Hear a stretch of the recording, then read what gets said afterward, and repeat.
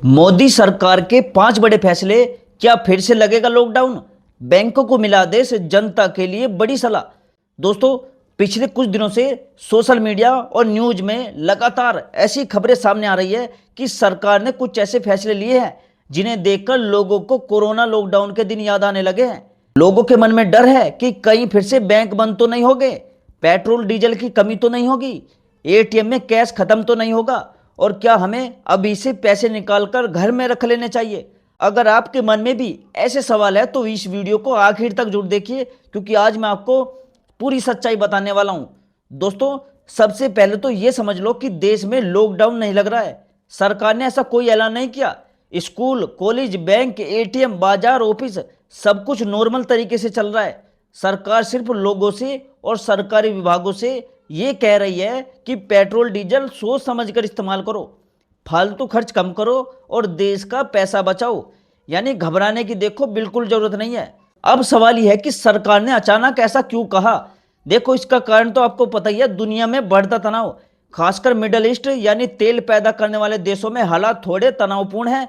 अगर वहां कोई बड़ी समस्या आती है तो कच्चे तेल की कीमतें बढ़ जाती है। भारत अपनी जरूरत का ज्यादातर तेल विदेशों से खरीदता है, इसलिए तेल महंगा होने पर देश को ज्यादा डॉलर खर्च करने पड़ते हैं, और यही वजह है कि सरकार अभी से सावधानी बरत रही है। अब बात करते हैं सबसे बड़े फैसले की। सरकार ने बैंकों और सरकारी बीमा कंपनियों को कहा है कि जहां तक संभव हो मीटिंग को ऑनलाइन कर दो, यानी अधिकारी बार बार यात्रा ना करो, वीडियो कॉन्फ्रेंस के जरिए बैठक करो। इससे पेट्रोल डीजल की बचत होगी। इसका आम जनता पर कोई नकारात्मक असर नहीं है। बैंक पहले की तरह खुलेंगे, एटीएम चलते रहेंगे और आपका पैसा सुरक्षित रहेगा। दूसरा जो बड़ा फैसला है सरकार की तरफ से, वो ये है कि वर्क फ्रॉम होम पर जोर दिया गया है।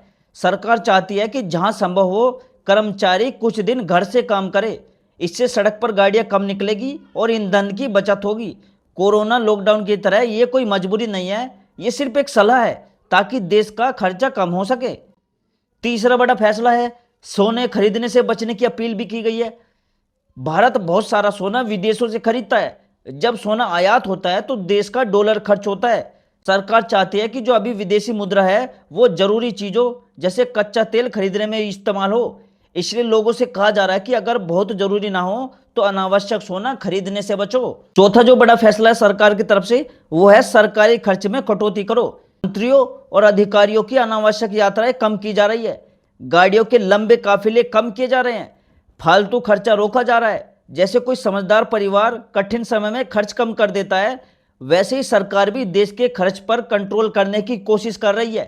पांचवा जो बड़ा फैसला है वो पब्लिक ट्रांसपोर्ट यानी बस, मेट्रो, कारपूलिंग को बढ़ावा देना है। सरकार चाहती है कि लोग छोटी दूरी के लिए अपनी गाड़ी कम निकालें और जहां संभव हो सार्वजनिक वाहनों का प्रयोग करो। इससे पेट्रोल और डीजल की बचत होगी। अब सबसे बड़ा सवाल, क्या देश में पेट्रोल डीजल की कमी है? देखो, जवाब है नहीं। सरकार ने साफ कहा है कि देश में पर्याप्त ईंधन उपलब्ध है, पेट्रोल पंप नॉर्मल रूप से खुले हैं, किसी को घबराने की जरूरत नहीं है। क्या बैंक बंद होंगे? बिल्कुल नहीं, बैंक पहले की तरह काम करेंगे। एटीएम में कैश मिलेगा, यूपीआई, फोन पे, गूगल पे, एनईएफटी, आरटीजीएस सब सामान्य रूप से चलते रहेंगे। एफडी, आरडी और लोन सेवाओं पर भी कोई असर नहीं होगा। अब एक और सवाल आता है, क्या हमें बैंक से पैसा निकाल लेना चाहिए? बिल्कुल नहीं दोस्तों, आपका पैसा बैंक में सुरक्षित है। आरबीआई देश के बैंकिंग सिस्टम पर नजर रखता है। डर के कारण पैसा निकालना देखो समझदारी नहीं है। एक और सवाल है जो व्यूअर्स पूछ रहे थे, क्या सोने की कीमतें बढ़ सकती है? हाँ, अंतर्राष्ट्रीय तनाव के समय में सोना महंगा हो सकता है, लेकिन सिर्फ डर की वजह से सोना खरीदना जरूरी नहीं है। एक और सवाल है, क्या शेयर बाजार में गिरावट आ सकती है? हाँ, थोड़ी बहुत उतार चढ़ाव हो सकता है, लेकिन ये नॉर्मल बात है। लंबे टाइम के इन्वेस्टरों को घबराने की जरूरत नहीं है। दोस्तों, मान लीजिए आपके घर की कमाई 30,000 रुपये है, अचानक खर्च बढ़ने लगे तो आप क्या करोगे? फालतू खर्च बंद कर दोगे, जरूरी चीजों पर ध्यान दोगे और बचत बढ़ाएंगे। और सरकार अभी यही कर रही है, बस पूरे देश के स्तर पर हो रहा है। अब बात करते हैं कि आम आदमी को क्या करना चाहिए। देखो, सबसे पहले तो अफवाहों से दूर रहो। सोशल मीडिया पर जो भी संदेश आए उसे तुरंत सच मत मानो। दूसरी बात है, बैंक से बिना जरूरत के पैसा ना निकालो। तीसरी बात है, पेट्रोल डीजल का अनावश्यक उपयोग कम करो। चौथी बात है, खर्चों पर नियंत्रण रखो।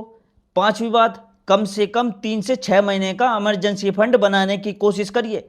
और अगर आपके पास एफडी है तो घबराने की जरूरत नहीं है। अगर एसआईपी चल रही है तो उसे जारी रखो। अगर आपके पास बैंक में बचत है तो वो भी सुरक्षित है।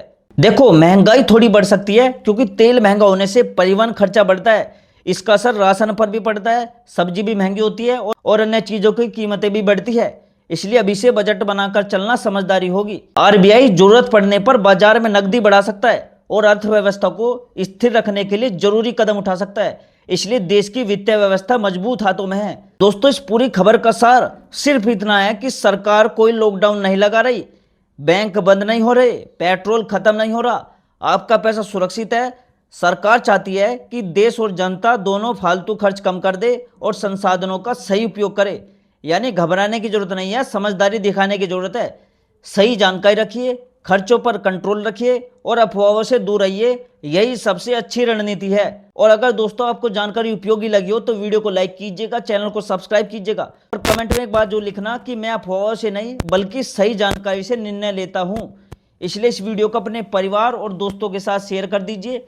और आप कौन से स्टेट से, कौन से शहर से मेरी वीडियो देख रहे हो, कमेंट में लिख के जरूर बताना। और जो ये 5 बड़े फैसले सरकार के, आपने कितनी गंभीरता से ले रहे हो, अपनी राय कमेंट में जो लिखना। ठीक है, और मैं मिलता हूं दोस्तों आपसे अगली वीडियो में एक नई खबर, एक नई जानकारी के साथ। तब तक के लिए दोस्तों, जय हिंद, जय भारत।